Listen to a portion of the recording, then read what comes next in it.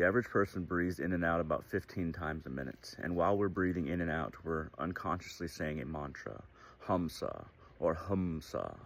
Now, hum, it's spelled H-A-M, but it's pronounced hum, is short for ahum or I. And then sa is that, basically meaning I, that, or together, Hamsa, I am that. Now, when we say I am that, we are referring to God. I am God. I am part of God. We say this naturally without knowing it. But when you check your own breathing apparatus, breathe in and out and listen. Sometimes the sa and the hum might be reversed, or it might be so hum, so hum, so in, out, hum. Whatever your breathing apparatus does, you might want to listen to your breath and see which one feels right saying. So when we naturally say this mantra while we're breathing, it's also very useful to say this mantra while we're meditating.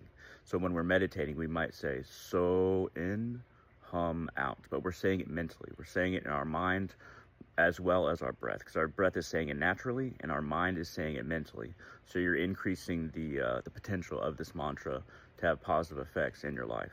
For me, it's Hamsa or hum so. When I breathe in, I hear hum, and then when I breathe out, I hear so.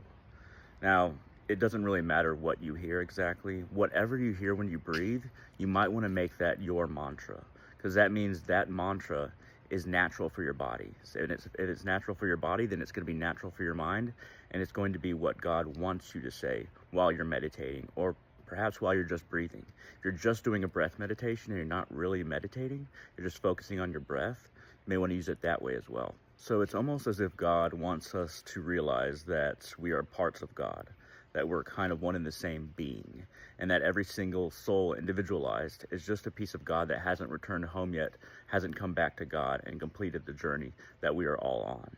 This journey takes many forms, and we take many forms. So however you breathe, listen, figure out what you're saying, figure out what your body is trying to tell you, so that you can use your mind to focus on God.